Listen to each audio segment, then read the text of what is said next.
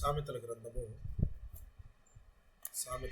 30వ అధ్యాయము 15, 16 వచనాలను చదువుకుందాం.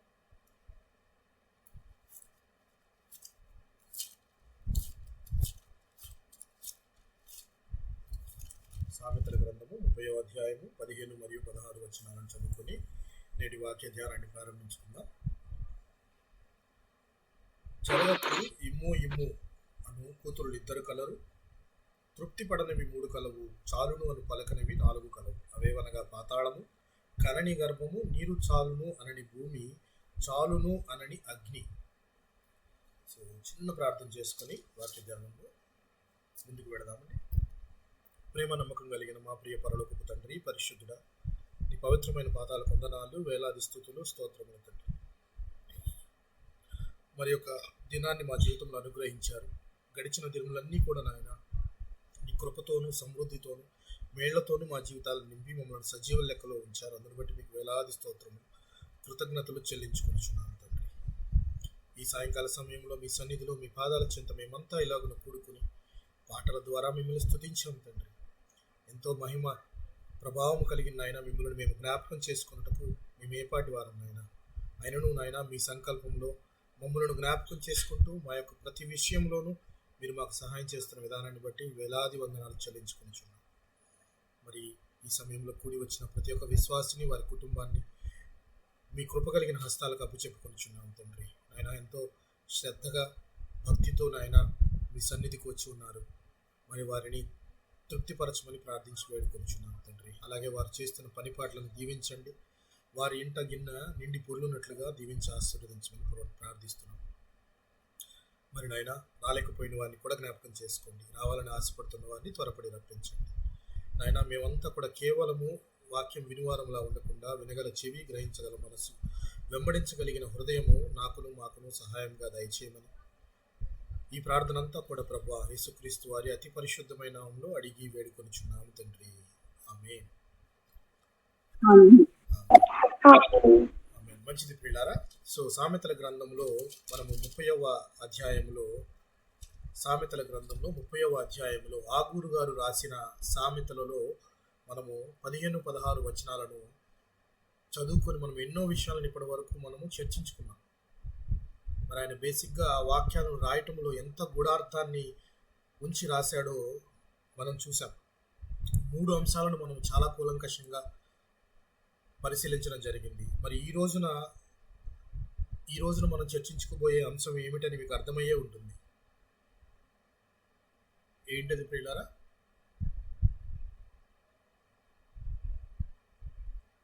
ఈ రోజున ఏ అంశాన్ని మనం చర్చించుకోబోతున్నామో అర్థమైందా? ఏంటి చెప్పండి? ఏ అంశాన్ని చర్చించుకోబోతున్నాం?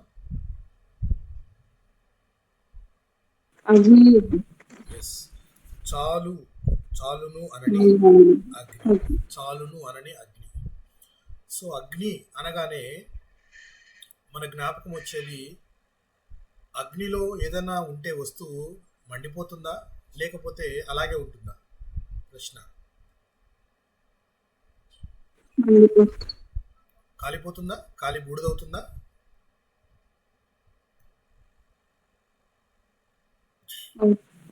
వినపడుతుందా? మన మాటలు మీకు వినపడుతున్నాయా? దూద్యమ్మ, అనితా సిస్టర్? కాలిపోతుంది బ్రదర్. ఎందుకంటే ప్రశ్న అడిగింది మీకు అర్థమవుతుంది. ముందు అగ్నిలో పడిన ఏ వస్తువు అయినా కాలిపోతుంది. అయితే మనము ఆరాధించే దేవుడు, మనము గొప్పగా చెప్పుకునే మన దేవుడికి ఒక పేరుంది, దహించు అగ్ని అనే పేరుంది. దహించు అగ్ని అనే పేరుని మనం ఎక్కడ గమనించవచ్చు అంటే ద్వితీయోపదేశ కాండము 4వ అధ్యాయము 24వ వచనాన్ని గమనిద్దాం.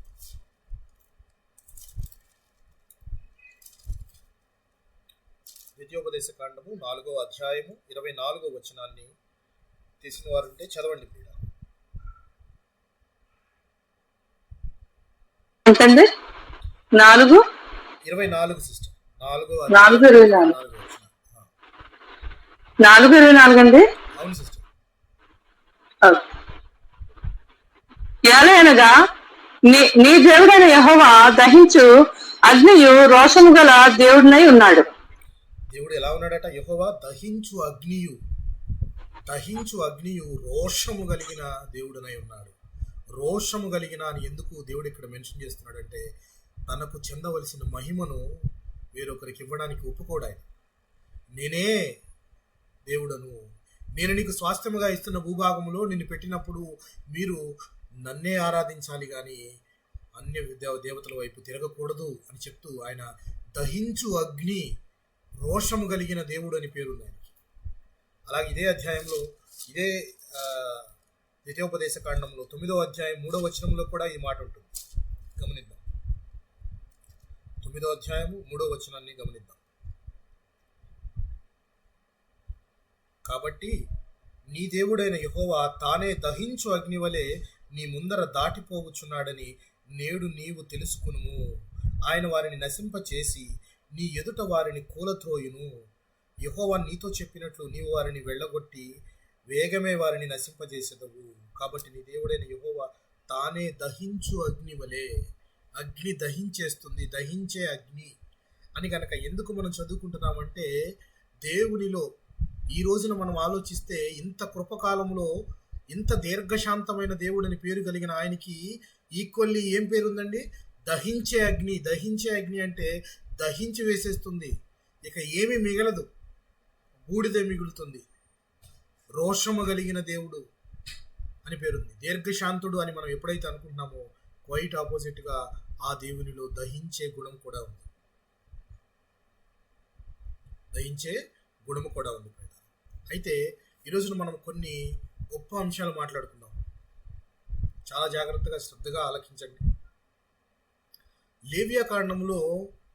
లేవియాకాండంలో దేవుడు వీరికి చెప్పిన మాట, బలిపీఠం దగ్గర అగ్ని ఎప్పుడూ ఆరకుండా మండుతూనే ఉండాలి అనే మాట ఇశ్రాయేలీయులకు అలాగే మోషే ద్వారా చెప్పినట్లు వాళ్ళు దాన్ని పాటించినట్లు మనం చదువుకున్నాం. జ్ఞాపకం ఉందా మీకు? జ్ఞాపకం ఉంది. ఎందుకు అందులో ఎందుకు కంటిన్యూస్ గా మండుతూనే ఉండాలి అనేది దేవుడు ఎందుకు వాళ్ళకి చెప్పాడు అనేది అంశాన్ని మనం గమనిద్దాం ఈరోజు. ఎందుకు అగ్ని కంటిన్యూగా మండుతూనే ఉండాలి? ఎందుకు అలా దహిస్తూనే ఉండాలి? ముందు ఎక్కడ చెప్పాడో ఒకసారి చూద్దాం. లేవియాకాండము 6వ అధ్యాయం 13వ వచనాన్ని గమనిద్దాం. బలిపీఠం మీద అగ్ని నిత్యము మండుచుండవలెను, అది ఆరిపోకూడదు. కంటిన్యూస్ గా ఉండాలి. That is called perpetual fire, శాశ్వతమైన అగ్ని. బలిపీఠం దగ్గర ఎందుకు శాశ్వతమైన అగ్నిని ఉంచాలని దేవుడు వీరికి చెప్పాడు అనే మాటను మనం గమనించాలి.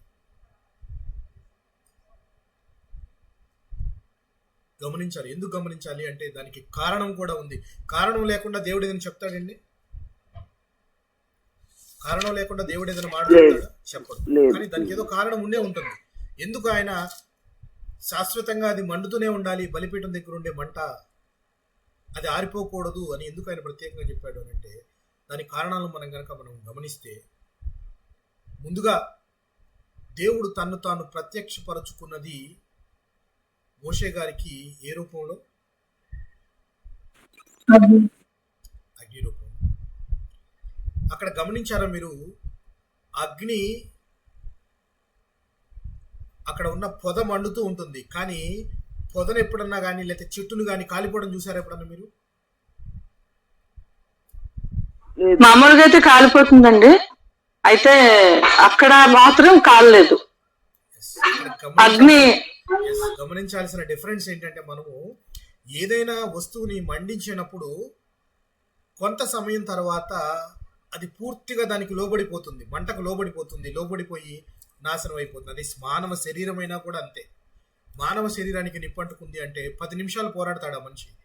11వ నిమిషం నుంచి పైన ఉన్న చర్మం లేయర్స్గా కాలిపోయి అది మెల్లగా రక్తాన్ని గడ్డగట్టించి మనిషి చనిపోయే స్థితికి చనిపోతాడు ఆల్మోస్ట్. సో అంటే మంట మండుతూ ఉందంటే అది కంప్లీట్గా నాశనం చేసేదిగా ఉంటుంది మంట. కానీ మోషే గారికి కనపడిన ఇక్కడ అగ్ని ఏదైతే ఉందో అది కంప్లీట్గా డిఫరెంట్. ఎలా ఉంది ఇక్కడ అగ్ని? ఆ పొద మండుతూ ఉంది, పొద కాలిపోవట్లేదు, కానీ పొద మండుతూనే ఉంది. అంటే అర్థం ఏంటి? అక్కడ ఆ యొక్క మంటలో నుంచి మాటలు మాట్లాడుతూ వస్తున్నాయంటే దేవుడు అగ్నిని పంపించి, లేక దేవుడు అందులో ఉండి మాట్లాడుతున్నాడేనా అర్థం? దేవుడి ప్రసన్నత అక్కడ ఉంది అనేనా అర్థం? అవును పాస్టర్ గారు. రైట్, దేవుని ప్రసన్నత ఉంది. దేవుని ప్రసన్నత ఉంది. ఇక్కడ గమనిద్దాము, దేవుడు ప్రసన్నత ఉండే అగ్ని వేరు, దేవుడు పంపించిన అగ్ని వేరు. దేవుడు పంపించిన అగ్ని కూడా ఉంది, అది మాట్లాడుకుందాం మనం. దేవుడు తన ప్రజెన్స్ అంటే తన మహిమ, తన ప్రభావము, తను ఉండే ప్రదేశము, అక్కడ మంట ఉంది అంటే అక్కడ దేవుడు ఉన్నాడు అనే మాటను కనుక మనం చూస్తే నిర్గమకాండము 3వ అధ్యాయం 2వ వచనంలో మనందరికీ తెలిసింది. ఇది మోషే గారికి కనపడుతూ ఆయనను ఐగుప్తు నుంచి వీరందరినీ కూడా కనానుకు నడిపించడానికి ఒక లీడర్ని ఎన్నుకున్న సమయంలో ఆయన కనబడుతూ మాట్లాడతాడు. మోషే గారితో మాట్లాడతాడు. మరియు వాళ్ళని నడిపించిన తరువాత 40 సంవత్సరాల కాలము అరణ్యంలో ఉన్నప్పుడు రాత్రిపూట వాళ్ళకి వెలుగుగా ఏముంది చెప్పండి? అరణ్యంలో ఎడారిలో వెలుగేమని ఉంటుందా? లైట్లేముండవు. వాళ్ళకి కాంతిగా ఎవరున్నారు? దారి చూపించేవారు, వారిని రక్షించేవారు ఎవరున్నారు అంటే దేవుడే, తండ్రి అయిన దేవుడు. పగలు మేఘస్తంభము, రాత్రి అగ్నిస్తంభము. అగ్ని ఒక పిల్లర్ లాగా ఉంటుంది. అంటే ఇప్పుడు ట్యూబ్ లైట్లు మనము ఎలా 4-5 ట్యూబ్ లైట్లు నుంచోబెడితే ఎలా ఉంటుంది లైట్ కాంతి, ఎంత ఫోకస్ ఆ రోడ్ మొత్తం వస్తుంది. అలాగా వాళ్ళు ఉన్న ప్రదేశం అంతా రాత్రులు నడవడానికైనా ఉండడానికైనా కానీ అగ్ని స్తంభములా నిలబడ్డాడు దేవుడు. అంటే అర్థము, ఇక్కడ అగ్ని స్తంభములో కూడా దేవుని యొక్క ప్రసన్నత ఉంది. అంటే దేవుడు అక్కడ కూడా ప్రజెంట్ అయి ఉన్నాడు.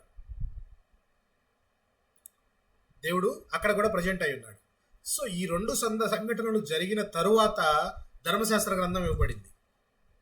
సీనాయి పర్వతము, ధర్మశాస్త్ర గ్రంథము ఇవ్వబడింది. ధర్మశాస్త్ర గ్రంథము ఇచ్చిన తరువాత దేవుడు చెప్పింది ఏంటి అని అంటే, లేవియా కాండంలో మీరు దహన బలి ఇచ్చినప్పుడు దహన బలి యొక్క బలిపీఠం యొక్క మంట ఆరిపోకుండా మండుతూనే ఉండాలి అని చెప్పాడు. ఈ మండుతూనే ఉండాలి అనే దానికి కారణము చెప్పే ముందుగా దహన బలి అనే దాని గురించి నేను ఒక్కసారి ఒక సెషన్ తీసుకున్నాను. మీ అందరికీ జ్ఞాపకం ఉందో లేదో? ఆ రోజున 2-3 వచ్చినట్టున్నారు. దహన బలి అనేది మీకు చెప్పాను, జ్ఞాపకం ఉందా?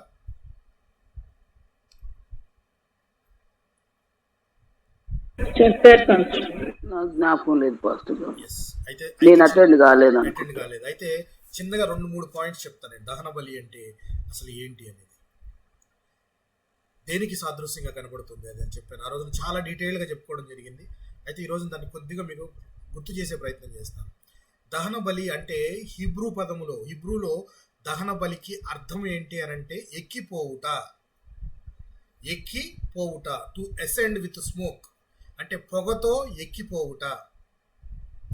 ఏదైనా మండించినప్పుడు దాని నుంచి వచ్చే సువాసన ఎక్కడికి వెళుతుంది పైకి అంటే దేవుని దగ్గరికి చేరుతుంది. దేవుడు ఆ ఇంపైన సువాసన ఆగ్రాణించి ఎవరైతే ఆ దహన బలిచ్చారో ఆ దహన బలిచ్చిన అతనిని క్షమించే ఒక ప్రక్రియ దహన బలి అంటే. సో హిబ్రూలో అది టు అసెండ్, ఎక్కిపోవుట, విత్ స్మోక్, పొగతో, విత్ అరోమా అంటే మంచి సువాసన, ఇంపైన సువాసన. అయితే దహన బలి ఇచ్చే ముందుగా అక్కడ జరిగే సంఘటనలు ఏంటో తెలుసా? దహన బలికి తీసుకొని వచ్చిన ఏదైతే పశువు ఉంటుందో ఆ పశువుని పూర్తిగా విచ్ఛిన్నం చేసేస్తారు. అక్కడ బలిపీఠానికి వెళ్లే ముందే దాన్ని పూర్తిగా అన్ని భాగాలు విచ్ఛిన్నం చేసేసి దాని రక్తాన్ని తీసుకెళ్లి బలిపీఠం చుట్టూ ప్రోక్షిస్తారు. జరిగే పని అది. సో ప్రోక్షించిన తర్వాత మిగిలిన భాగాలు ఏవైతే ఉన్నాయో అవి అక్కడ పెట్టి బలిపీఠం మీద మండించడము జరుగుతుంది, అగ్ని మండించడము జరుగుతుంది. అయితే ఇందులో ఏదైతే జంతువుని బలిస్తున్నారో ఆ జంతువు యొక్క చర్మాన్ని తీస్తారో ఆ చర్మం ఎవరికి చెందుతుంది?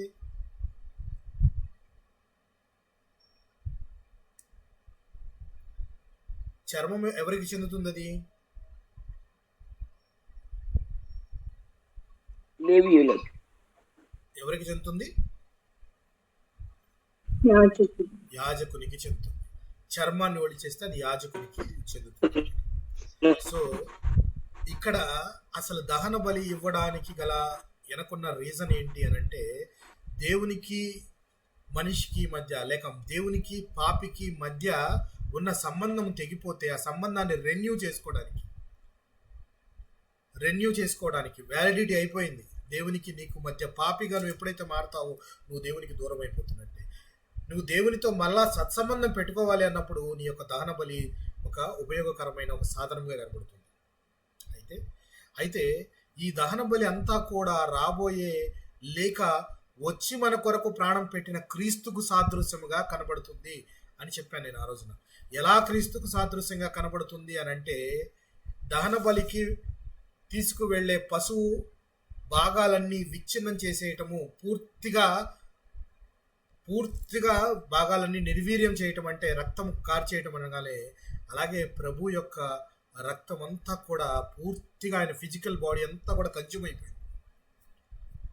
అక్కడ దాకా ఆ ముళ్ళ కిరీటము, ఆ బరువైన సిలువ, రక్తం కారుకుంటూ వెళ్ళిన తర్వాత కూడా ఇక బాడీలో ఏమీ లేదు. రక్తాన్ని ప్రోక్షించటము అంటే యాజకుడు ఆయన రక్తాన్ని సిలువ పైన ప్రోక్షించాడు మన పాపాలను కడగడానికి. ఆయన దుస్తులు ఎలాగా ఆ పశువు యొక్క చర్మాన్ని ఒలిచి తీసుకుంటారో యాజకుడు, ఇక్కడ ఈయన అంగీని విప్పిన వారు ఎవరైతే ఉన్నారో వారు చీట్లు వేసుకొని వాళ్ళు తీసుకున్నారు. అవునా కదండి? ప్రభు అయిన క్రీస్తు యొక్క అంగీని చీట్లు వేసుకొని తీసుకున్నారు. తర్వాత దహన బలి అర్పించినప్పుడు నేను దానికి మీకు అర్థం ఏమని చెప్పాను? పైకి ఎక్కిపోవుట, తండ్రి యొద్దకు చేరుట, లేక ఆ వాసన తండ్రికి చేరాలి.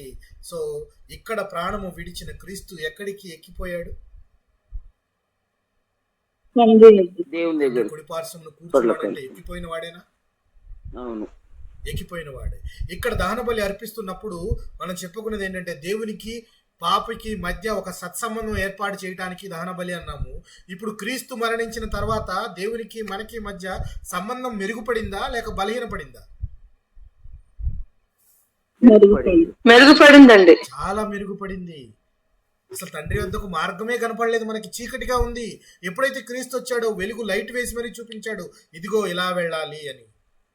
Clear cut route. ఇప్పుడు అప్పుడు దాకా ఆలోచన, అప్పుడు దాకా ఎప్పుడు వస్తాడు మెస్సయ్య, ఎలా ఉంటుంది, తండ్రి వద్దకు ఎలా వెళ్ళాలి మేము. కానీ ఎప్పుడైతే టార్చ్ బేరర్గా ఈయన వచ్చాడో అన్నీ చూపించాడు. ఇదిగో పరలోక రాజ్యం ఇది. దేవునితో మరలా సత్సంబంధాన్ని, ఎలాగ దహన బలి ఒక పాపిని దేవునికి సత్సంబంధం కలుగజేస్తుందో, ఇక్కడ బలి అవ్వడానికి వచ్చిన దేవుని గొర్రెపిల్ల అయిన మన ప్రభు అయిన క్రీస్తు, ఆయన బలి కాబడి తండ్రికి మనకి మధ్య ఒక సయోధ్య కుదిర్చి, పాపులను మనం ఆయనని విశ్వసిస్తే మన పాపాలను కడిగివేశాడు. సో దహన బలి అన్నదానికి ప్రభు అయిన క్రీస్తుకు సంబంధము అర్థమైందా మీకు? సో ఇవి నేను ఆ రోజున డీటెయిల్డ్ గా చెప్పాను, అది ఒకసారి ఉంటే వినండి మీకు అవకాశం ఉంటే. అయితే ఇందులో కూడా దహన బలి ప్రతిసారి అది వాలంటరీగా ఇచ్చేది. ఎవరు కావాలంటే ఎప్పుడైనా ఇవ్వచ్చు. ఆ రోజు నేను చెప్పాను దహన బలి 7 రకాల సందర్భాల్లో ఇవ్వచ్చు అని చెప్పాను. ఉదయము, సాయంకాలము, అలాగే విశ్రాంతి దినాన, అలాగే నెల పొడుపు, నెల మొదటి దినాన, అలాగే పస్కా పండుగ తర్వాత దినాన. సో ఇలాగ కొన్ని దినాలు కూడా చెప్పాను దహన బలి ఇప్పించడానికి. సో ఈ దహన బలులు వీటికి కంటిన్యూటీ ఉండేది, అంటే ఎన్నిసార్లైనా ఇస్తూనే పోతుండేవాళ్ళు. కానీ ప్రభు అయిన క్రీస్తు మాత్రం ఒక్కసారే బలి కాబడి ఆయన వన్స్ ఫర్ ఆల్ పాపాలన్నీ కొట్టేశాడు. ఇక్కడ అలా కాదు. దహన బలి ప్రతినిత్యము ఇస్తూ పాపాలను కడుక్కుంటూ పాపం నుంచి బయటపడటానికి ప్రయత్నించేవాళ్ళు. కానీ క్రీస్తు ప్రాణం పెట్టడం ద్వారా పూర్తిగా ఒక్కసారే ఆయన ప్రాణం పెట్టి మనలకు విముక్తి కలిగించాడు, విమోచకునిగా. ఇది దహన బలి. ఇప్పుడు మన పాయింట్ ఏంటంటే, దహన బలి ఆ యొక్క బలిపీఠం దగ్గర మంట ఎందుకు కంటిన్యూగా మండుతూ ఉండాలి? ఎందుకు కంటిన్యూగా మండుతూ ఉండాలంటే మొదటి రీజన్ ఏంటంటే అసలు అగ్ని అనేది ఎక్కడి నుంచి మొదలైంది?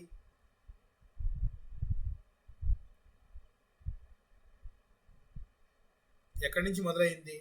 అగ్ని అనేది మనకి ఇంట్రడక్షన్ అసలు ఎక్కడి నుంచి వస్తుంది బైబిల్లో?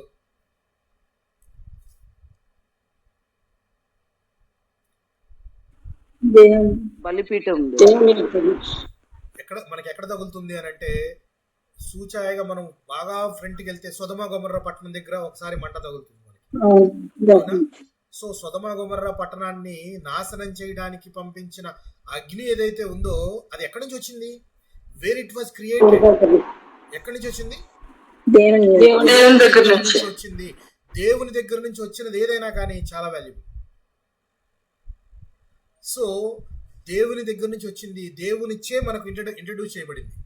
దేవుడు చెప్తేనే ఇది మంట, దీని ద్వారా నాశనం కాబడుతుంది అని చెప్పి చేయడం జరిగింది. ఇక్కడ మనకి మొదటి రీజన్ ఏంటంటే దేవునిచ్చే మనకు పరిచయం కాబడింది. మరియు ఇంకొకటి ఏం గుర్తు చేస్తుందంటే it's a constant reminder of God's power. దేవుని యొక్క శక్తిని తెలియజేస్తూ ఉంటుంది. ఎంత శక్తిమంతుడు దేవుడు, ఎంత శక్తిమంతుడు దేవుడు. It's a gift from heaven. ఆ పరలోకం నుంచి వచ్చిన బహుమతిగా చెప్పుకోవచ్చు. ఎందుకంటే దేవునికి అంగీకారయోగ్యమైనది ఆ మంటగా ఏదైతే మంట బలిపీఠం దగ్గర మండుతుందో అది దేవునికి అంగీకారయోగ్యమైనది, కానీ ఇతర మంట అయినాగా దేవునికి అంగీకారయోగ్యం కాదు. గమనించారా లేదు? ఎందుకనంటే దేవుడు మన ఏమంటారు దాన్ని, ట్యాబర్నికల్, తెలుగులో ఏమంటారు దాన్ని, ప్రత్యక్ష గుడారం కట్టినప్పుడు అక్కడ ఈ యొక్క బలిపీఠము యొక్క విధి విధానాన్ని చెప్పేటప్పుడు అక్కడ మొదట బలి ఇవ్వడానికి వచ్చిన మంట ఎక్కడి నుంచి వచ్చింది?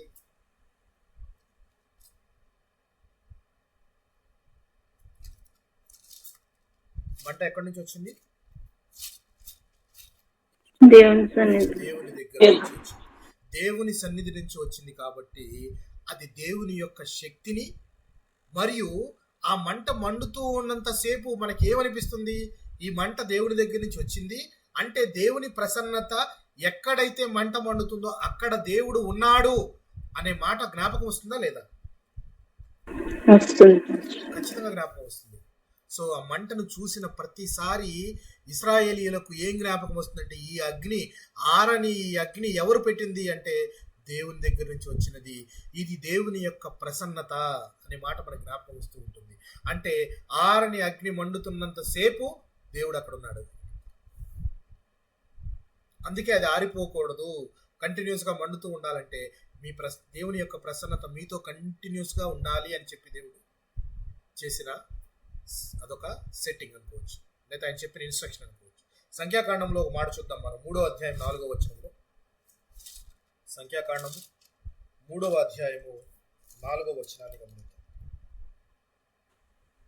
నాదాబు అబీహులు సీనాయి అరణ్యమందు యెహోవా సన్నిధిని అన్యాగ్ని అర్పించినందున వారు యెహోవా సన్నిధిని చనిపోయింది. వారికి కుమారుడు చనిపోయింది. చదవడం. వారికి కుమారులు కలగలేదు గనుక ఎలియాజరు ఈతామారును తమ తండ్రి అయిన అహరోను ఎదుట యాజకుల సేవ చేసింది. ఇప్పుడు అర్థమైందా? బలిపీఠం దగ్గర ఉండే మంట అది దేవుని ద్వారా వచ్చినది. కానీ ఇక్కడ అన్య అగ్నిని తీసుకెళ్ళడానికి ఎవరు ప్రయత్నించారు? ఇక్కడ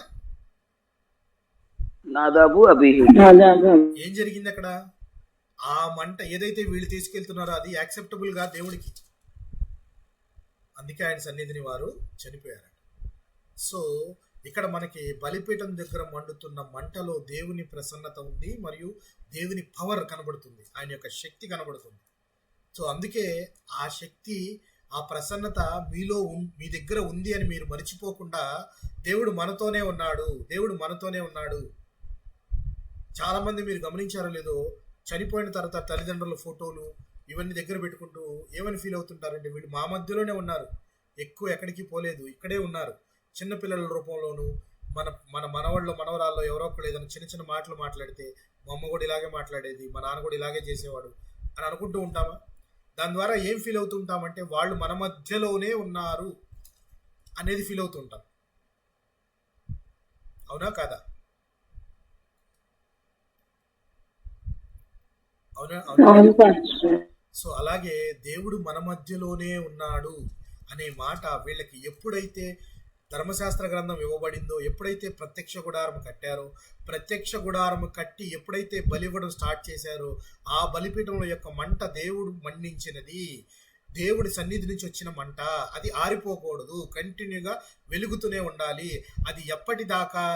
ఆ ప్రత్యక్ష గుడారం నుంచి వారు మరలా తిరిగి వెళ్ళి సొలొమోను మందిరంలో ఈ యొక్క నిబంధన మందసాన్ని పెట్టినప్పుడు అక్కడ బలిపీఠం మరలా దేవుడు మండించేదాకా ఇది జరుగుతూనే ఉండాలి ప్రాసెస్. సో కంటిన్యూగా అగ్ని ఉన్నంతసేపు వీళ్ళకి ఏం గుర్తొస్తూ ఉంటుంది? ఇజ్రాయేలీలకు ఇక్కడ దేవుడు ఉన్నాడు, దేవుని ప్రసన్నత ఉన్నది, దేవుని యొక్క పవర్ ఉన్నది అని. ఇప్పుడు ఫర్ ఎగ్జాంపుల్ మనకు ఏదో ఒక కొండ కనపడింది అనుకోండి, ఆ కొండ దగ్గరికి వెళ్ళి దాన్ని ఎవరైనా పూజిస్తున్నారు అనుకోండి, మనం ఏమంటాము? మనం జనరల్గా ఏమంటాము?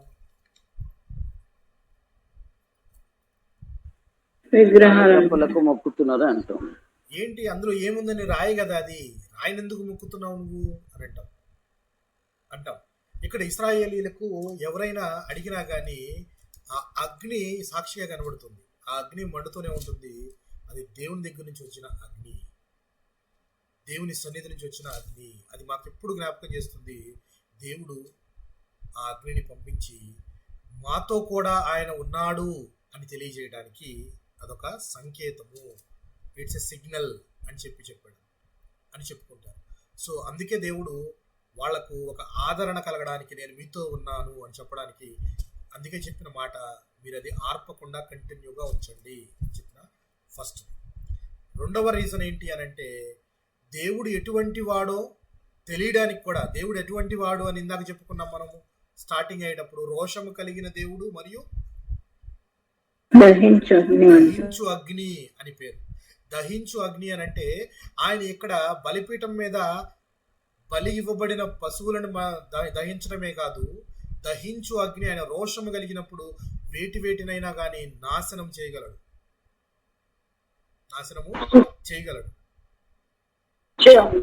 సో పాత నిబంధన గ్రంథంలో ఎన్నిసార్లు దేవుడు మంటను పంపించి నాశనం చేశాడు?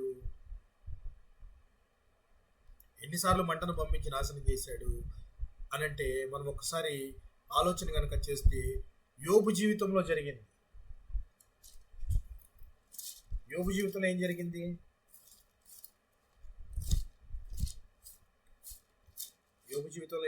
పిల్లలు అగ్ని వచ్చి తన గొర్రెలను 1వ అధ్యాయము 16వ వచనం చూద్దాం. చూడండి, యోబు గ్రంథము. ఎన్నిసార్లు దేవుడు, ఇప్పటిదాకా మనం చెప్పుకున్నది దేవుడు దహించు అగ్ని అని అన్నాము, దేవుని ప్రసన్నత ఉంది, దేవుని పవర్ ఉందని చెప్పుకున్నాము. కానీ అదే అగ్ని దేవుడు పంపించి నాశనం చేయాలి అని కనుక అనుకుంటే ఆ అగ్ని ఎలా ఉంటుందో ఒకసారి యోబు గ్రంథం 1వ అధ్యాయం 16వ వచనం గమనిద్దాం. అతడు ఇంకా మాట్లాడుతుండగా మరి ఒకడు వచ్చి దేవుని అగ్ని ఆకాశము నుండి పడి గొర్రెలను పనివారిని రగులు పెట్టి కాల్చివేసెను. దానిని నీకు తెలియజేయటకు నేనొక్కడినే తప్పించుకొని వచ్చి ఉన్నానెను. చూడండి, ఆకాశం నుండి పడింది ఇది అగ్ని పడి తనకున్న గొర్రెలది అంతా కూడా కాలిపోయిందట. ఇది సాతాను పెట్టిన చిక్కు అయినప్పటికీ కానీ at the end he was completely blessed. బాగా ఆయన, ఇది ఒక పరీక్ష లాంటిది యోబుకి. అయితే దేవుడు ఎలో చేసినా కానీ సాతాను చేయడానికి ఇది ఒక పరీక్ష అని చెప్పుకోవచ్చు. రెండవ సందర్భం గమనిద్దాం. రెండవ సందర్భం ఇందాక ఆల్రెడీ చెప్పుకున్నాం మనం. సొదొమ గొమొర్రా పట్టణాలను నాశనం చేయడానికి ఏం పంపించాడు దేవుడు? ఏంటి? అగ్నిగంధకములను పంపించాడు. అయితే సైనికులను, ఏలియా గారిని పట్టుకోవడానికి వచ్చిన సైనికులందరినీ కూడా వారికి శిక్ష వేయటానికి, పనిష్మెంట్ ఇవ్వడానికి కూడా ఒక అగ్నిని పంపించాడు దేవుడు. అది రాజైన అహజ్యా గారి కాలంలో. చూద్దాం ఆ మాట. రెండవ రాజుల గ్రంథము 1వ అధ్యాయం.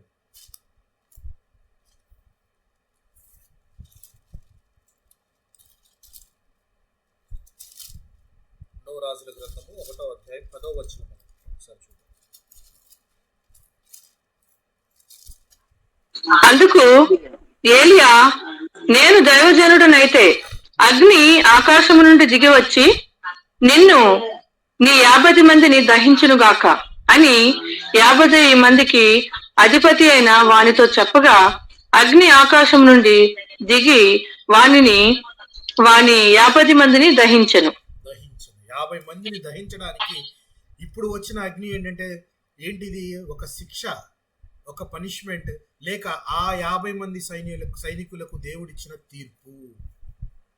దేవుడు తీర్పు, మీరు ఈ విధంగా చనిపోవాలి అన్నట్లు దేవుడిచ్చిన తీర్పు ఒక అగ్ని రూపంలో ఏలియా గారిని పట్టుకోవడానికి వచ్చిన 50 మంది సైనికులను మండించింది. సో ఇక్కడ 3 రకాల అగ్నిలు మనం చూసాం.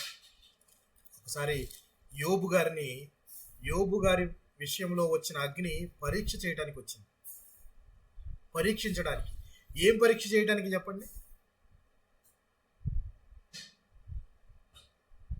అతని నీతిని, విశ్వాసాన్ని, నీతిని పరీక్ష చేయడం. విశ్వాస పరీక్షకు దేవుడు ఎంచుకున్న సాధనము అగ్ని. యోబు విషయంలో, సొదొమ గొమొర్రా పట్టణ విషయంలో ఆ పట్టణం అవినీతి దశకు చేరుకుంది. మొత్తం అంతా అవినీతితో నిండిపోయింది. అలాంటి వారిని నాశనము చేయడానికి 2 పట్టణాలను ఆయన వాడుకున్న సాధనము అగ్ని గంధకములు. అలాగే తన సేవకుని యొక్క మాట విని తన సేవకునికి రక్షించడానికి 50 మంది సైనికులను మండించి చంపడానికి అగ్నిని పంపించాడు దేవుడు. ఈ అగ్ని ఇలా మనం చూస్తే ఈ 3 దశలలో ఒక రకంగా కొన్ని వస్తువులే నాశనం, అంటే కొన్ని నాశనమైనవి. మనుషులు చనిపోయారు, 2 పట్టణాలు పాడైపోయినాయి. అలాగే అక్కడ యోబు గారి యొక్క ఆస్తి నాశనం అయిపోయింది. మరొక 3 సందర్భాలు ఉన్నాయి దేవుడు పంపించిన అగ్ని. ఆ 3 సందర్భాలు ఏంటో ఒకసారి గమనిద్దాం. ఈ 3 సందర్భాలు ఏంటి అని అంటే, దావీదు గారి విషయంలో ఒకసారి మంట వచ్చింది. ఏంటో ఇప్పుడు ఏమైనా జ్ఞాపకం ఉందా మీరు దావీదు గారి విషయం ఏంటో?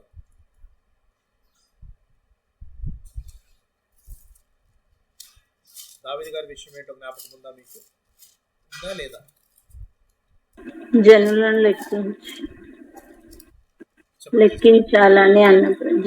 లెక్కించాలని అన్నప్పుడు ఎస్, వెరీ గుడ్ సార్, చక్కగా గుర్తుపెట్టుకున్నాను.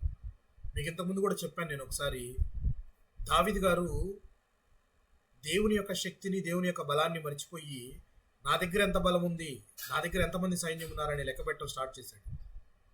ఆ చేసిన పాపానికి ఆ ఊరంతా కూడా తెగులుతో నాశనం అయిపోతుంది. ఆ తెగులు వచ్చి ఎక్కడ దాకా వచ్చి ఆగిందంటే యెబూసీయుడైన వర్ణాను కళ్ళం దగ్గరకు వచ్చి ఆగింది. అక్కడ దావీదు గారు వేడుకున్నారు. ఆయనకు 3 ఆప్షన్స్ ఇచ్చాడు దేవుడు. ఆ 3 ఆప్షన్స్లో ఒకటి కావాలని కోరుకున్నాడు. అయిపోయిన తర్వాత ఆయన బలి ఇచ్చాడు. అక్కడ బలి ఇస్తే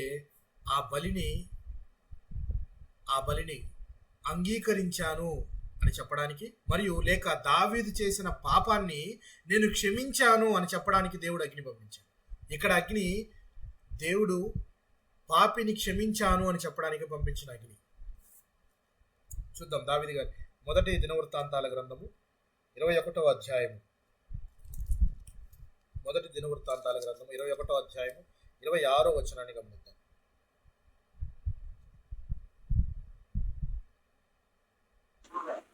పిమ్మట దావీదు యెహోవాకు చదవండి.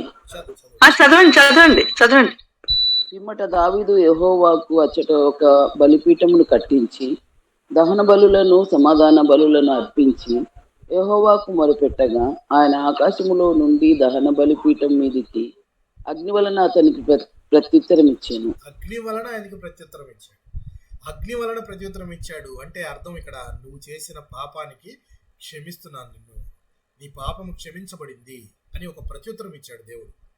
ఈయన బలిపీఠం కట్టాడు, అక్కడ దహన బలి ఏర్పాటు చేశాడు, కానీ మంట మండించేది ఎవరు? అగ్గిపెట్టి తీసుకొని మండిస్తాడా దావీదు? దావీదుకు ఎలా తెలుస్తుంది దేవుడు యాక్సెప్ట్ చేశాడు అని, నా పాపాన్ని క్షమించాడని ఎలా తెలుస్తుంది? ఎలా తెలుస్తుందంటే ఇలాగే, దేవుడు ఆకాశం నుండి అగ్ని పంపించి ఆయన బలిగా ఏర్పాటు చేసిన దాన్ని దహించి వేయటం ద్వారా పాపము క్షమించబడింది అని దేవుడు తెలియజేశాడు. మరియు ఇంకొక సిగ్నల్ దేవుడు ఇచ్చింది ఏంటి అంటే, ఇదే ప్రదేశము, ఇదే నేను ఎన్నుకున్న ప్రదేశము, ఈ ప్రదేశంలోనే నా మందిరము కట్టబడాలి అని చెప్పి దేవుడు చెప్పకనే చెప్పాడు. దేవుని మందిరము, సొలొమోను గారు కట్టిన మందిరం ఎక్కడ కట్టాడు అనుకున్నాం? ఇంతకుముందు కూడా చెప్పాను మీకు, ఎక్కడ కట్టాడు ఆయన? ఇదే వర్ణాను కాలంలో కట్టాడు. సో దేవుడు దానికి కూడా యాక్సెప్టెన్స్ తెలియజేశాడు. ఇక్కడ దహన బలిపీఠం కట్టావు, నువ్వు బలిపీఠం కట్టావు, అందుకని ఆకాశం నుండి అగ్నిని పంపిస్తే, ఆకాశం నుండి అగ్నిని పంపించాడు అంటే అర్థం ఏమని చెప్పుకున్నాం ఇందాక మనం? ప్రత్యక్ష గుడారం దగ్గర కానీ లేక బలిపీఠం దగ్గర కానీ మండుతూ ఉందంటే అర్థం ఏమని చెప్పుకున్నాం? దేవుని సన్నిధి అక్కడ ఉంది, దేవునికి ప్రసన్నత మనకు తోడుగా ఉంది అనుకోవడం. అంటే దేవుని సన్నిధి అక్కడ ఉంది అని అంటే ఆ ప్రదేశం, మరి ఆ ప్రదేశంలో దేవుని మందిరం కట్టబడాలి కదా, అందుకే బలిపీఠం కట్టాడు. చెరకు వెళ్ళిపోయిన వారు తిరిగి వచ్చిన తర్వాత మందిరం కట్టారా, ఫస్ట్ బలిపీఠం కట్టారా? ఎందుకు బలిపీఠం కట్టారంటే ముందు అంగీకరించబడాలి దేవుని చేత. ఏ పని చేయాలన్నా ముందు దేవుడు అంగీకరించాలి. అంగీకరించకుండా నువ్వేదో గొప్ప పని చేస్తావు అని చెప్పేసి అనుకోకూడదు. ముందు బలిపీఠం ద్వారా బలిపీఠం కట్టి నువ్వు బలులు అర్పించినప్పుడు దేవుడు ఆకాశం నుండి అగ్నిని పంపిస్తే అది మండి, తద్వారా నీకు ఒక ప్రత్యుత్తరం ఇస్తున్నాడు దేవుడు, ఎస్ మీరు ఇది చెయ్యొచ్చు అని. అందుకే ముందు బలిపీఠం కట్టారు, తర్వాత మందిరం స్టార్ట్ చేశారు. సో బలిపీఠం అనేది చాలా ఇంపార్టెంట్ జీవితం. ఆల్టార్ గురించి కూడా ఒక మెసేజ్ చెప్పాను నేను, మీకు గుర్తుందో లేదో, బలిపీఠం గురించి. సో బలిపీఠము అనేది, సాక్రిఫైస్ అనేది, మన శరీరం కూడా దేవునికి అంగీకార యోగ్యమైన అర్పణగా ఉండాలి మన శరీరాలని రోమాపత్రిక చెప్తుంది. అలాగా ముందు మనం దేవునికి అంగీకరింపబడాలి. మనం ఏం చేయాలన్నా కూడా మన క్రియల చేత అంగీకరింపబడలేము. అందుకే క్రీస్తు వచ్చి మనను అంగీకరింపజేశాడు దేవునికి. సో ఇక్కడ వర్ణాను కళ్ళం దగ్గర దేవుడు ప్రత్యుత్తరం ఇచ్చి ఇండైరెక్ట్ గా చెప్పింది ఏంటంటే, ఇదే నా ప్రదేశము, ఇక్కడే నా ప్రసన్నత ఉంటుంది, రేపు మందిరం కూడా ఇక్కడే కట్టాలి. ఇదే ప్రదేశంలో కొన్ని వేల సంవత్సరాల క్రితం ఇంకో సంఘటన జరిగింది. ఏంటి చెప్పండి? అంతకుముందు మీకు చెప్పాను నేను. అబ్రహాము ఇస్సాకును అర్పించడానికి. Very good sister. అక్కడ అది కూడా బలేనా? అది దహన బలేనా? అది కూడా దహన బలే. సో దహన బలి. సో ఇక్కడికి వచ్చేటికి ఇక్కడ దహించి వేశాడు, దహన బలి అర్పించాడు. సో దేవుని ప్రత్యుత్తరం ఇవ్వటం ద్వారా కూడా దేవుడు అగ్నిని పంపిస్తే అది ఒక జవాబు కూడా. ఈ అగ్నిలో జవాబు ఉంది, దేవుని యొక్క క్షమాగుణం ఉంది. ఇక్కడ నిన్ను క్షమించాను దావీదు, నిన్ను క్షమించాను, నువ్వు చేసిన పాపం నువ్వు తెలుసుకున్నావు, నిన్ను క్షమిస్తున్నాను, ఈ బలిపీఠం ఇక్కడ కట్టించావు కదా, ఇక్కడే నా మందిరం కూడా రాబోతుంది అని చెప్పి చేశాడు. సో ఇక్కడ అగ్నిలో దేవుని యొక్క ప్రత్యుత్తరము కనబడుతుంది, మనకి క్షమాపణ కనబడుతుంది. రెండవ సందర్భము సొలొమోను గారు మందిరం కట్టించిన తర్వాత బలిపీఠం స్టార్ట్ చేస్తారు కదా. అప్పుడు దాకా బలిపీఠం ఎక్కడుంది చెప్పండి? ఎక్కడైతే ప్రత్యక్ష గుడారం ఉంటుందో దాని ముందు ఉంటుంది. మందిరం ఎక్కడైతే, ఇప్పుడు మందిరం కట్టబడింది కాబట్టి బలిపీఠం కూడా మందిరంలో కట్టారా లేదా? కొత్త బలిపీఠం. సో ఆ బలిపీఠం మీద బలి అర్పించినప్పుడు ఇక్కడ దేవుడు ఉన్నాడా లేదా అని వాళ్ళకి ఎలా తెలుస్తుంది?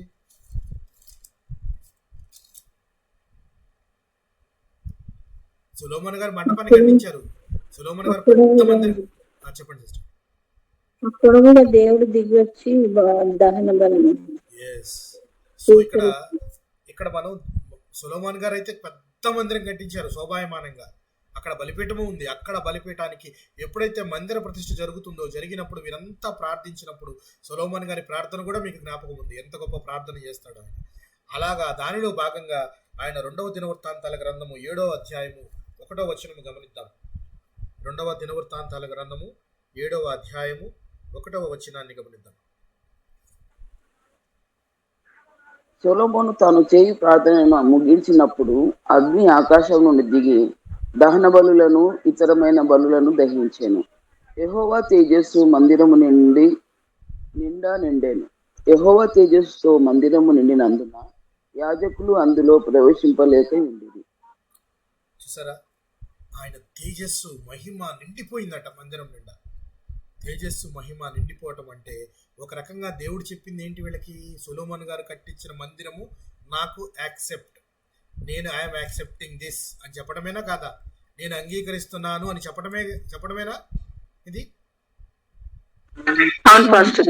చూడండి, దేవుని ప్రత్యుత్తరం ఇవ్వడానికి కూడా ఈ దహన బలిని, వారు అర్పించిన దహన బలిని ఆకాశం నుండి పంపించి దహించడం ద్వారా దేవుడు తన అంగీకారాన్ని తెలియజేస్తున్నాడు సొలొమోన్ గారికి.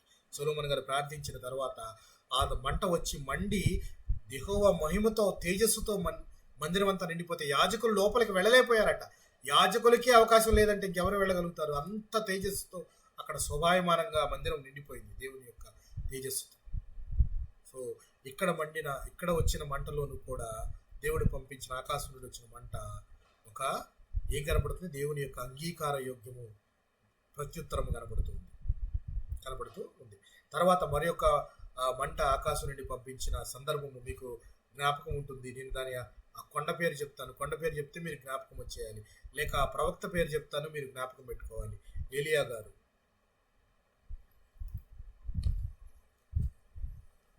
ఏలియా గారు అనగానే మీకు ఏం జ్ఞాపకం వచ్చింది? వచ్చి అక్కడ దహించి వేస్తుంది ఎడ్లను. అది 7 బయలు ప్రవక్తలను. ఇక్కడ బయలు దేవతలకు బుద్ధి చెప్పడానికి, అన్యులకు దేవుని యొక్క మహిమను తెలియజేయడానికి, మిగిలిన అందరికీ కూడా దేవుడు ఇశ్రాయేలీయులకు తోడుగా ఉన్నాడు, తాను నమ్మిన వారిని దేవుడు చేయి విడవడు అని చెప్పడానికి గుర్తుగా అగ్నిని పంపిస్తాడు. రోజంతా కూడా మిగిలిన 850 మంది బయలు ప్రవక్తలు ప్రార్థన చేస్తూ విపరీతమైన కేకలు వేస్తూ డాన్సులు వేస్తూ ఉన్నా కూడా ఏమీ సమాధానము రాదు వాడి యొక్క దేవతలు కానీ దేవుళ్ళ దగ్గర నుంచి కానీ. కానీ ఏలియా గారు ఏం చేస్తారు? ఆయన చెప్పినట్లు అక్కడ ఉన్నదాన్ని 7 అంతుల వాటర్తో తడిపేసేసి ఇక మండదు, ఆ పదార్థం వాటర్తో తడిపితే ఇక మండదు అన్నట్లుగా తయారు చేసి ఇప్పుడు మండిస్తాను చూడండి నేను. ఎందుకంటే మంట అనేది మనకు తెలిసినంత వరకు తడిలో మంట మండదు. మనం నేర్చుకున్న సైన్స్, మనం నేర్చుకున్న సబ్జెక్టు ఏంటి అంటే తడిగా ఉందిరా అంటే తడిగా ఉన్న కట్టెలు ఎలా మండుతాయిరా అని అంటారు. చిన్నప్పుడు మన తల్లిదండ్రులు చెప్పేవాళ్ళు. అగ్గిపెట్టి తడిచిపోయింది అనుకోండి, మండుతుందా? మండదు. కానీ మనకు తెలిసిన సైన్స్ అంతవరకే. కానీ దేవుడు మంటను, అగ్నిని సృష్టించిన వాడు ఆయన. అందుకని ఆయన అంతగా తడిపిన దాన్నైనా కానీ మండించగలడు అని చెప్పి ఆయన అగ్నిని అక్కడి నుంచి పంపించి మండింపజేశాడు. దాని ద్వారా ఏలియా గారు 850 మంది ప్రవక్తల మీద విజయం సాధించాడు. ఎంత గొప్ప విజయము! ఈ మంటలో దేవుని యొక్క తోడు ఉన్నది, దేవుని యొక్క విజయం ఉన్నది, దేవుని బిడ్డల విజయం ఉన్నది. దేవుని యొక్క బిడ్డల విజయం ఉన్నది. వారు గెలిచి చూపించారు. ఏ పర్వతం అది? పర్వతం ఏంటిది? జ్ఞాపకం ఉందా మీకు?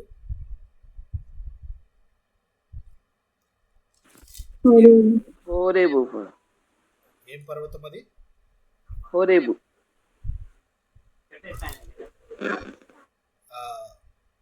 ఇంకో పేరు ఉంటుంది, దాని పేరు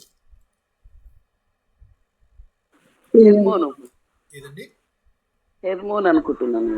కాదమ్మా, హెర్మోను, గిల్బోవా ఈ పర్వతాలు వేరు. ఏంటిది సిస్టర్? సియోన్ కాదమ్మా, కర్మేలు పర్వతం బాగా గుర్తుపెట్టాలి. మౌంట్ క్యారమెల్, కర్మేలు పర్వతం మీద జరిగిన అద్భుతమైన సంఘటన ఇది. నిజంగా ఎంతో గొప్ప అద్భుత క్రియ ఏలియా గారిని ద్వారా మనం చూడొచ్చు. ఇక్కడ వచ్చిన అగ్ని మనం గమనిస్తే చూడండి, దేవుడు తన బిడ్డలను గెలిపించడానికి, తన ప్రసన్నత వారికి ఎప్పుడూ తోడుగా ఉంటుంది అని చెప్పడానికి తన బిడ్డ అయిన ఏలియా ద్వారా ఈ యొక్క అద్భుతాన్ని తెలియజేశాడు. సో ఇక్కడ మనము మొదట 3 చూసిన మంటలు నాశనానికి కారణం ఉన్నాయి. యోబు జీవితంలో కానీ, సొదొమ గొమొర్రాలో కానీ, అలాగే ఏలియా గారిని పట్టుకోవడానికి వచ్చిన సైనికులను నాశనం చేయడంలో కానీ. తర్వాత ఇప్పుడు ఈ 3 సందర్భాలను కనుక మనం చూస్తే ఇక్కడ ఏం కనబడుతుంది? మొదటి దానిలో క్షమాగుణం కనబడుతుంది, అంటే క్షమించటం. పాపిని క్షమించాలంటే ఏం కావాలి? దేవుని సన్నిధి. పాపి క్షమింపబడాలంటే అగ్ని కావాలి అనేది అర్థమవుతుందా? అర్థమవుతుంది. అగ్ని కావాలి అంటే దేవునిచే క్షమింపబడాలి అని అంటే అగ్ని కావాలి అనేది కనబడుతుంది. అలాగే సాక్రిఫైస్ దావీదు చేసినప్పుడు ఆయన పాపం క్షమించబడింది. తర్వాత సొలొమోను గారు కట్టిన మందిరం కానీ ఎంత గొప్ప పని అయినా నువ్వు చేయాలి అనంటే దేవుని యొక్క అంగీకారం ఉండాలి. దేవుని యొక్క అంగీకారము ఉండాలి. అది అగ్ని రూపంలో అంగీకారము కనబడింది అక్కడ. తర్వాత ఏలియా గారు ఒక విజయం సాధించాలి అని అంటే దేవుని యొక్క తోడు మనకు ఉండాలి. దేవుని యొక్క తోడు మనకు ఉండాలి. ఆయన తోడు ఆయనకు ఉంది కాబట్టి అంత ధైర్యంగా నీళ్ళను తడిపేసి మొత్తం దాన్ని అంత చెరువులా తయారు చేశాడు. దాన్ని కట్టెలన్నీ చెరువులో తేలుతూ ఉన్నాయి, అయినా కానీ మండించాడు. ఎంత ధైర్యం ఆయనకి! ఏమిటి ఆయన అనుకున్న ధైర్యం చెప్పండి? దేవుడు ఆయన అనుకున్న దేవుని ధైర్యం మీద ధైర్యుడు కాదండి, దేవుడని కాదు. ఆయన వెనుకున్న ధైర్యం ఏంటి అని అంటే నేను మొరపెడితే దేవుడు వింటాడు, దేవుడు అంగీకరిస్తాడు. వింటాడు. అది పాయింట్. దేవుడు వింటాడు. మనము మొరపెడితే దేవుడు వింటాడు. గొప్ప దేవుడు, నిజమైన దేవుడు కాబట్టి మొరపెట్టి చూడు, పెడితే వింటాడు ఆయన. ఆయన ధైర్యం అదే ఏలియా గారి ధైర్యం. నేను మొరపెడతాను కాబట్టి నేను మొరపెట్టినప్పుడు ఆయన చేస్తాడు కాబట్టి నేను ఎంత ఇదికైనా స్థాయికైనా వెళ్ళొచ్చని అలాగా వాటిని కట్టెలన్నింటిని తడిపేసేసి వాటిని మండించాను.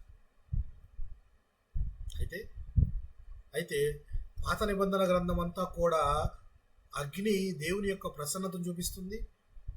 అలాగే పాపాన్ని కడగడానికి పనికొస్తుంది, నాశనానికి పనికొస్తుంది, దేవుని యొక్క సన్నిధి అని కూడా మనకి అర్థమవుతుంది. క్రొత్త నిబంధన కాలంలో బాప్తిస్మమిచ్చు యోహాను గారు ఒక మాట అంటారు, నా తర్వాత వచ్చేవాడు దేనిలో బాప్తిస్మిస్తాడని చెప్పాడు ఆయన? పరిశుద్ధాత్మలోను మరియు అగ్నిలోను బాప్తిస్మిస్తాడు అని చెప్పాడు. ఇక్కడ పరిశుద్ధాత్మతోను అగ్నిలోను బాప్తిజం ఇవ్వడం అంటే పరిశుద్ధాత్మ అనేది, సో ఈ సంఘటన ఎక్కడ జరిగిందని మనం మాట్లాడుకున్నాము ఇంతకుముందు.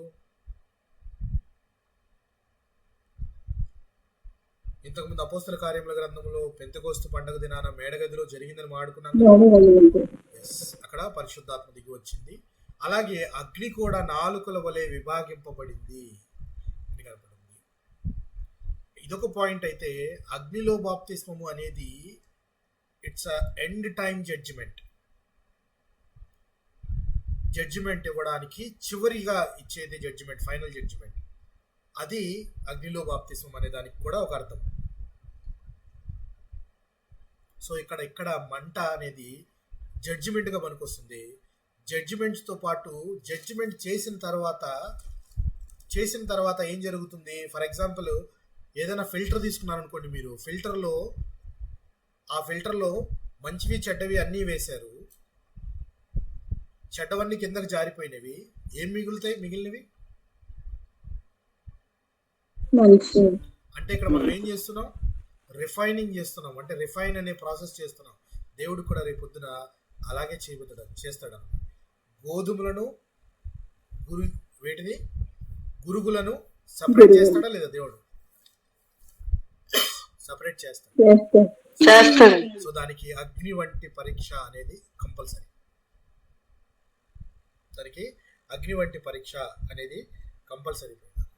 సో అగ్ని వంటి పరీక్ష అంటే నథింగ్ బట్ శ్రమలు అనగానే మనము జ్ఞాపకం పెట్టుకోవాల్సింది, శ్రమలతో విశ్వాసి జీవితము మెరుగుపడుతుందా లేక నాశనం అవుతుందా? మెరుగుపడుతుంది కదా. ఎందుకనంటే అగ్ని వంటి శ్రమలు అని అంటారు. ఎందుకంటే అగ్ని ఎప్పుడు రిఫైన్ చేస్తుంది. ఇందాక మనం చూసాం, పాపాన్ని పోగొడుతుంది అని చూసామా లేదా? మనం చూసామా? పాపాన్ని పోగొడుతుంది. దావీదు గారి చూసాను పాపం పాస్టర్. పోగొట్టిందా లేదా? సో ఇక్కడ అగ్ని వంటి శ్రమలు వచ్చినప్పుడు విశ్వాసికి తన విశ్వాసము రీత్యా ఒక పరీక్ష కనబడుతుంది. ఒక పరీక్ష కనబడుతుంది. అందుకే పేతురు గారు ఒక మాట అంటారు తన పత్రికలో, అది మనం జ్ఞాపకం చేసుకొని ముందుకు పోదాం. పేతురు రాసిన మొదటి పత్రిక, పేతురు గారు రాసిన మొదటి పత్రిక 1వ అధ్యాయము 7వ వచనం.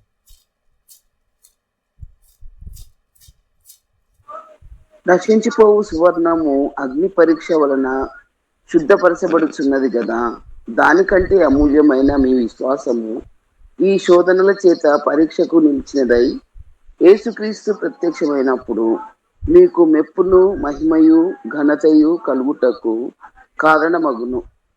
గమనించారు ఈ వాక్యాన్ని జాగ్రత్తగా? ఆలకించారా అందరూ? నశించుపోవు సువర్ణము అగ్ని పరీక్ష వలన శుద్ధపరచబడుచున్నది కదా. శుద్ధపరచబడటం అంటే ఏంటి? ఇది కూడా ఒక రిఫైనింగ్ ప్రాసెస్.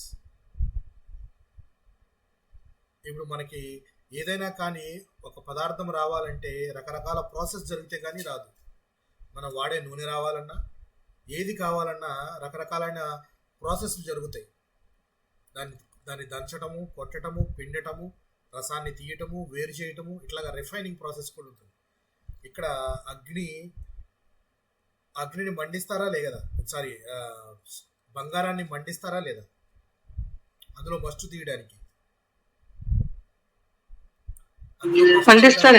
మండిస్తే మస్టు తీసేస్తే అప్పుడు అగ్ని పరిశుద్ధపరచబడుతుంది. పరిశుద్ధపరచబడటము అంటే టు బికమ్ హోలీ. పరిశుద్ధపరచబడాలి అని అంటే అగ్ని పరీక్షకు సిద్ధపడాలి మనం. అగ్ని పరీక్ష అంటే మన విశ్వాసుల విషయంలో మన బిలీవర్స్ విషయంలో విశ్వాసానికి ఒక పరీక్ష. శ్రమలు వచ్చినప్పుడు నాకే ఎందుకు శ్రమలు వస్తాయి అనుకోకూడదు. నాకు వస్తున్న పరీక్ష ఇది, నా విశ్వాసానికి పరీక్ష ఇది. ఈ పరీక్షను నేను నెగ్గినట్లయితే పరిశుద్ధపరచబడతాను. I will become holy, I will become righteous అని చెప్పొచ్చు. అందుకనే చూడండి, నశించుపోవు సువర్ణము అగ్ని పరీక్ష వలన శుద్ధపరచబడుతున్నది కదా, దానికంటే అమూల్యమైన మీ విశ్వాసము, దానికంటే అమూల్యమును, బంగారం కంటే అమూల్యమైనది మీ విశ్వాసము, అమూల్యమైన మీ విశ్వాసము ఈ శోధనల చేత పరీక్షకు నిలిచినదై యేసుక్రీస్తు ప్రత్యక్షమైనప్పుడు మీకు మెప్పును మహిమయు ఘనతయు కలుగుటకు కారణమగును. చూసారా ఎంత గొప్ప మాట ఈయన మాట్లాడుతూ ఉన్నాడు పేతురు గారు మాట్లాడుతున్నారు. అదే యెషయా గారు కూడా ఇదే మాటను మాట్లాడుతున్నారు. చూద్దాం. ఒక యెషయా గ్రంథము 48వ అధ్యాయం. యెషయా గ్రంథము 48వ అధ్యాయం 10వ వచనాన్ని గమనిద్దాం. నేను నిన్ను పుటము వేసి తిని వెండిని వేసినట్లు కాదు, ఇబ్బంది కొలుములో నిన్ను పరీక్షించి తిని. నేను నిన్ను పుటము వేసి తిని వెండిని వేసినట్లు కాదు, ఇబ్బంది కొలిమిలో నిన్ను పరీక్షించి తిని. ఒక కొలిమిలో నిన్ను పరీక్షిస్తాను అంటున్నాడు. అలాగే 11వ వచనం కూడా గమనిస్తే, నా నిమిత్తమే అలాగు చేసేదను, నా నామము అపవిత్రపరచబడనేలా, నా మహిమను మరి ఎవరికి నేను ఇచ్చువాడను కాను. అందుకనే నీకు కొన్ని పరీక్షలు పెడతాను. నేను క్రైస్తవుడిని అంటే సరిపోదు. క్రైస్తవుడు అంటే క్రీస్తుని విశ్వసించిన వారు, క్రీస్తు అడుగు జాడల్లో నడిచేవారు. One who follows the footsteps of Jesus Christ are called Christians.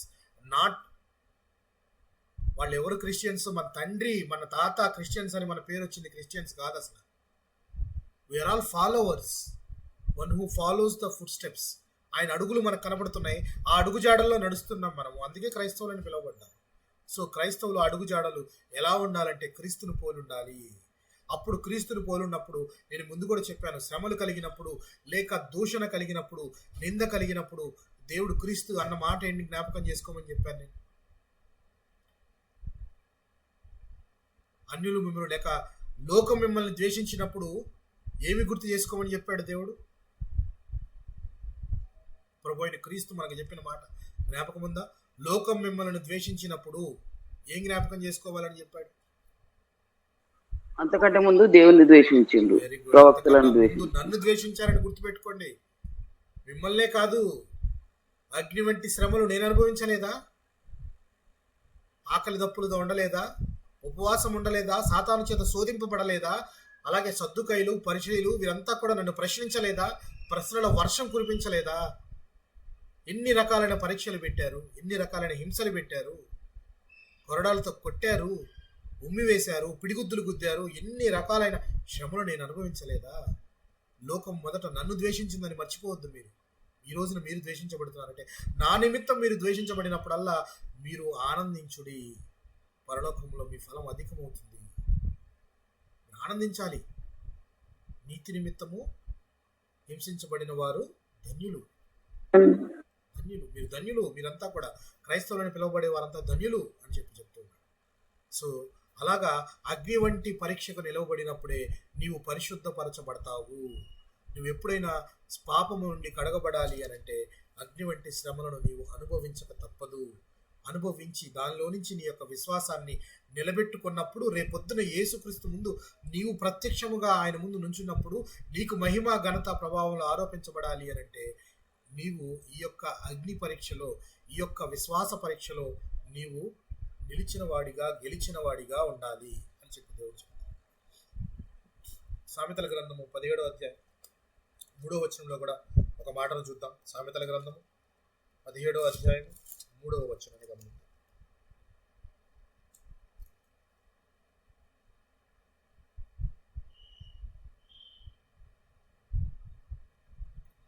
సామెతల గ్రంథం 17వ అధ్యాయము 3వ వచనాన్ని గమనిద్దాం.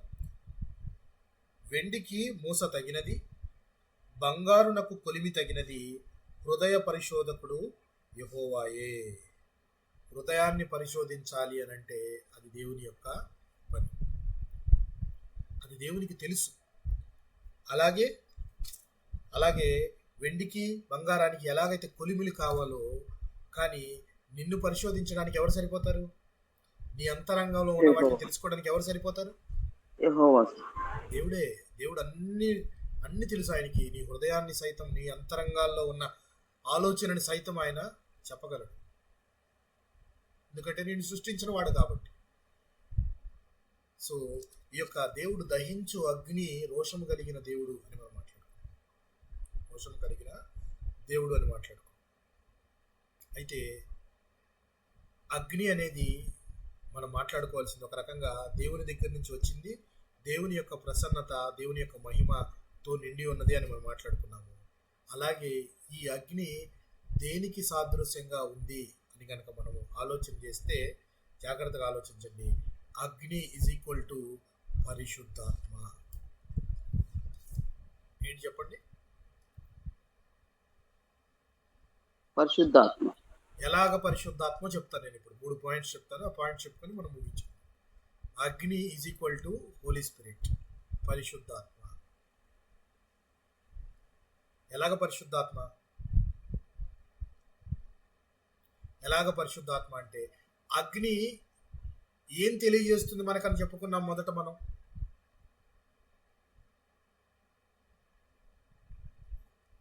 అగ్ని దహిస్తుంది. అప్పుడు మనకి ఏం తెలుస్తుంది అనుకున్నాం? ఇశ్రాయేలీలకైనా మనకైనా ఏం దేవుని సన్నిధి ఉన్నట్టు. Very good. దేవుని సన్నిధి ఉన్నది, దేవుడు ఉన్నాడు అని చెప్పడానికి.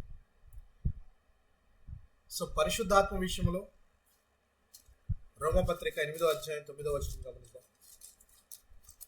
రోమపత్రిక 8వ అధ్యాయం 9వ వచనాన్ని గమనిద్దాం.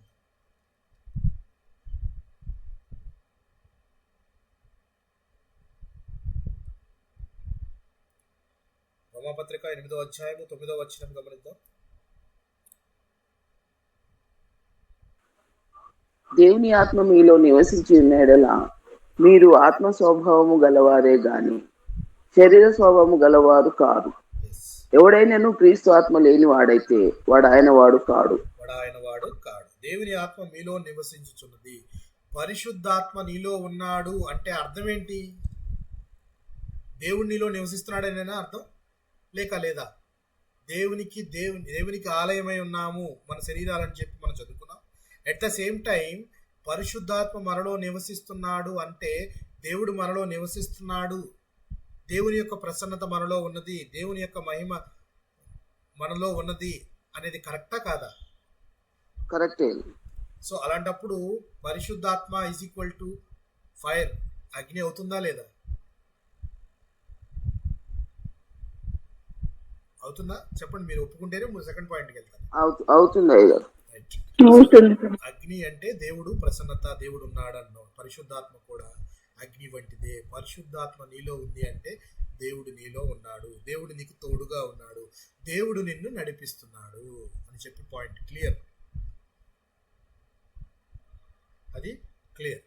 సో అయితే పాత నిబంధన గ్రంథంలో మనం చూసాం దేవుని యొక్క ప్రసన్నత, రకరకాల సందర్భాలను చూసాం. అగ్ని ఉన్న చోటల్లా ఆయన ఉన్నాడు. 40 సంవత్సరాలు అగ్ని స్తంభంగాను, ప్రత్యక్ష గుడారం దగ్గర బలిపీఠంలో మంటగాను, సొలొమోను మంటపంలో దహించే అగ్ని రూపంలో బలిపీఠం దగ్గర మంటగాను చూసాం. ఇన్ని రకాలుగా ఆయన ప్రసన్నతను చూస్తూ వస్తున్నాం. అయితే నూతన నిబంధన గ్రంథంలో మనం నడిపించే అగ్ని ఏదైనా ఉంది అంటే ఏంటది? పరిశుద్ధాత్మ. అక్కడ వారిని మేఘస్తంభంగా నడిపించింది. ఇక్కడ పరిశుద్ధాత్ముడు మనలో ఉండి మనలను నడిపిస్తున్నాడు, మనకు ఒక వెలుగు చూపిస్తున్నాడు, ఒక దారి చూపిస్తున్నాడు. ప్రభు చెప్పిన మాట ఏంటి చెప్పండి పరిశుద్ధాత్మ గురించి? ఆదరణకర్త. ఆదరించే, మనలను ఆదరించగలిగిన వారెవరు? మీ స్నేహితుల, మన బంధువుల, మన తల్లిదండ్రుల? ఆదరణకర్త అని ఎవరికి పేరు? దేవునికి పేరు, ప్రభువుకి పేరు, పరిశుద్ధాత్ముడికి. ఎస్, ఆదరణ ఇచ్చేవాడు. తర్వాత ఆయన వచ్చినప్పుడు ఏం చేస్తాడని చెప్పాడు ప్రభు? ఆయన వచ్చి మీకు ఏం చేస్తాడు మిమ్మల్ని అని చెప్పాడు? నడిపిస్తాను. పరిశుద్ధాత్మ ఆదరిస్తాను. పరిశుద్ధాత్మ మిమ్ములను సర్వసత్యములోనికి నడిపిస్తాడు. సర్వసత్యము అంటే, సత్యం అంటే ఏంటి? సత్యం అంటే దేవుడు వాక్యం, ప్రభువేనండి, యేసు ప్రభు. సత్యం అంటే దేవుడు, దేవుడు అంటేనే సత్యము, దేవుని వాక్యమే సత్యము, వాక్యమే దేవుడు. సో దేవుని దగ్గరకు నడిపించేదిగా ఉంది. సో పరిశుద్ధాత్మ మనకు నేటి కాలంలో అగ్ని అంటే పరిశుద్ధాత్మ. రైట్. రెండో పాయింట్, అగ్ని దిగి వచ్చినప్పుడు దావీదు యొక్క పాపము క్షమించబడిందా లేదా? క్షమించబడింది. పాపి పరిశుద్ధుడిగా మారాడా? మారాడు. సో ఈ పాయింట్ మనకు ఆలోచిస్తే, ఎప్పుడైతే పరిశుద్ధాత్మ నీలోకి ఎప్పుడు వస్తాడు? పాపాలను కడుగు. ఎస్, పేతురు గారు చెప్పిన మాట ఏంటి? అపోస్తల కార్యముల గ్రంథంలో పేతురు గారు చెప్పిన మాట ఏంటి? మీరు మారు మనసు పొంది పాప క్షమాపణ నిమిత్తము ప్రతివాడు యేసుక్రీస్తు నామమున బాప్తిస్మం పొందుడి, అప్పుడు మీరు పరిశుద్ధాత్మ అనే వరాన్ని పొందుకుంటారు. పరిశుద్ధాత్మ అనే వరాన్ని పొందుకున్న తరువాత నువ్వు పాపివా, క్షమించబడిన వాడివా? నీ పాపములు కడగబడినవా, లేక పాపిగానే ఉన్నావా? క్షమించబడిన వాడివి, కడగబడ్డాయి, పాపాలు కడగబడ్డాయి. నీ పాపములు, నా పాపముల నిమిత్తమే ఆయన బలిపీఠం, ఆయన సిలువ వేయబడ్డాడు. ఒక్కసారే ఆయన బలి కాబడ్డాడు. మన పాపాలన్నీ కొట్టేసి అంటే అగ్ని వచ్చినప్పుడు, దిగి వచ్చినప్పుడు అగ్ని ద్వారా మనిషి పరిశుద్ధతను ఎలా పొందుకుంటున్నాడో, ఎలాగ సువర్ణము పరిశుద్ధపరచబడుతుందో, ఎలాగ దావీదు పాపము క్షమించబడిందో, పరిశుద్ధాత్మ నీలోకి వచ్చాడు అంటేనే అర్థము నీ పాపములను నీవు ఒప్పుకొని క్రీస్తును అంగీకరించావు అని. క్రీస్తును అంగీకరిస్తే పరిశుద్ధాత్మ నీలోకి వచ్చింది అనే పాయింట్ క్లియర్ అయి పాయింట్.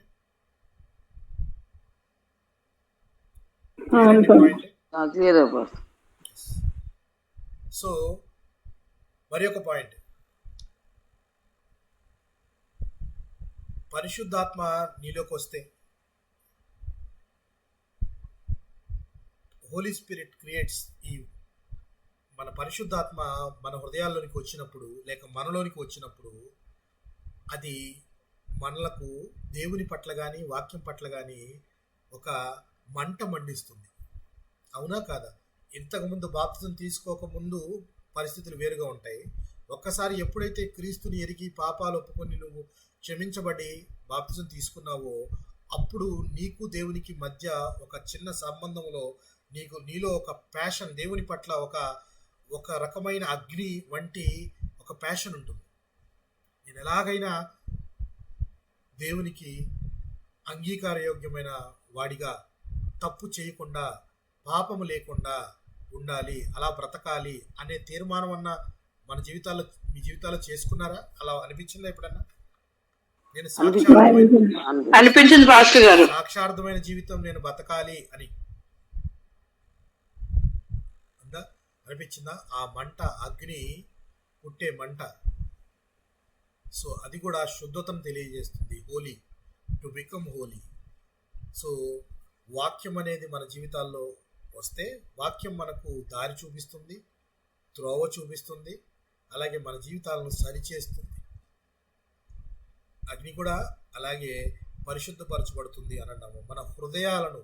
మన హృదయాలను పరిశోధించే దేవుడే కాబట్టి పరిశుద్ధాత్మ మనకు వచ్చినప్పుడు మనకు దేవుని పట్ల ఒక డిజైర్, ఒక మంట కలుగుతుంది. సాక్షార్థమైన జీవితాన్ని నేను కొరకు ఉండాలి అని చెప్పేసి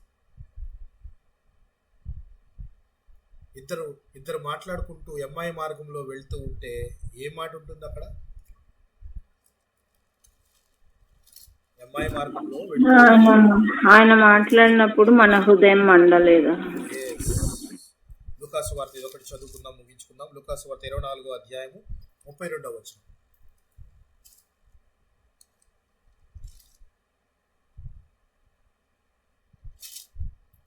లూకాసు వార్త 24వ అధ్యాయం 32వ వచనాన్ని గమనిద్దాం.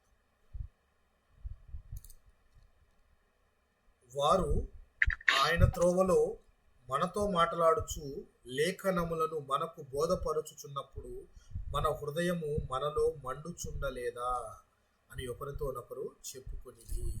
మన హృదయము మంట మండుతూ ఉండాలి అని అంటే పరిశుద్ధాత్ముడు నీలో ఉన్నప్పుడే మంట మండుచుంటుంది.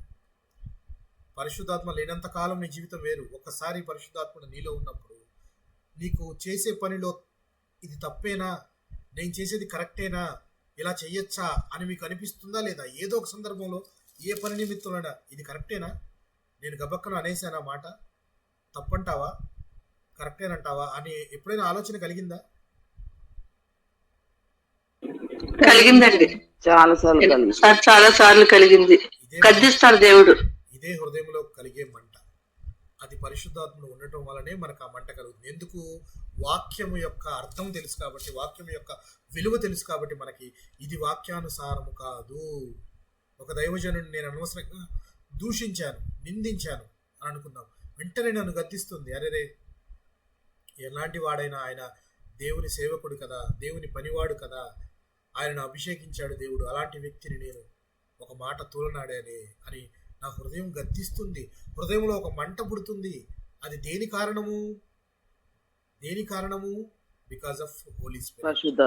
పరిశుద్ధాత్మ నీలో ఉన్నాడు అని చెప్పడానికి. పరిశుద్ధాత్మ నీలో ఉన్నప్పుడు నిన్ను శోధించి నిన్ను ఒక శుద్ధ సువర్ణముగా తయారు చేస్తుంది.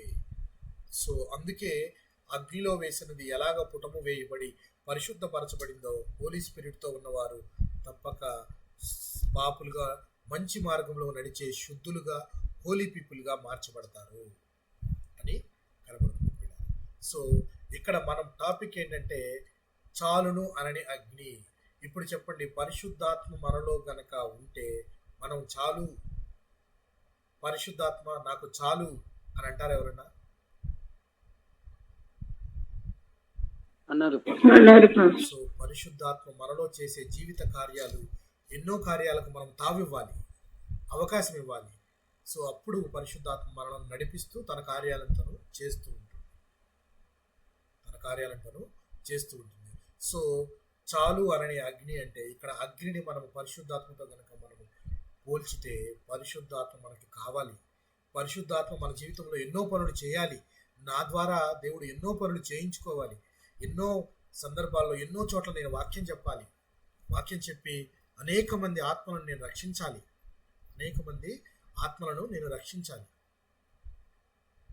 అగ్నిగుండము, ఇదే అగ్నిగుండము ఫైనల్ జడ్జిమెంట్లో నిత్యము మండే అగ్ని ఉంటుంది.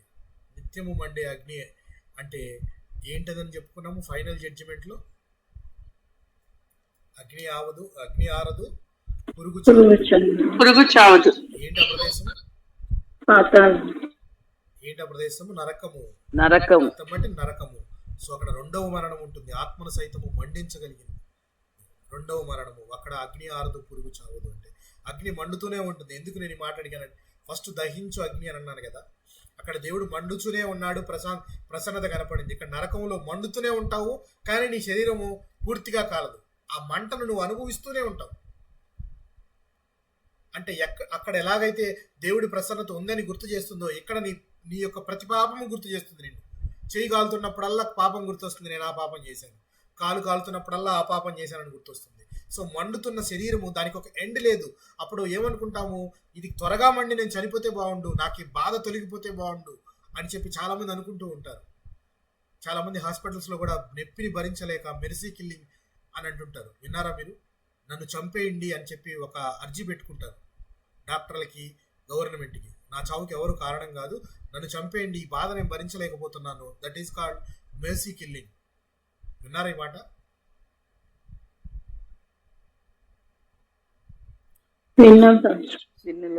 సో మెర్సీ కిల్లింగ్ అంటే ఆ బాధను తట్టుకోలేక విపరీతమైన శ్రమ, విపరీతమైన బాధ. అది ఎక్కడ ఉంటుంది? నరకము. అది నరకము. పొద్దునే భూదేమ్మ గారు పెట్టిన టెంప్లెట్లో ఏముంది? సామెతలు 24:11. సామెతలు 24:11. చావునకు లోనగు వారిని మనం తప్పించాలి. చావునకు జోగుచున్న వారిని నీవు తప్పించవా? నీ బాధ్యత కాదా అని దేవుడు అడుగుతూ ఉన్నాడు. దేవునికి చెప్పాలి ఏ అగ్ని ఎటువంటిది అని. ఏ అగ్ని నువ్వు కావాలనుకుంటున్నావు?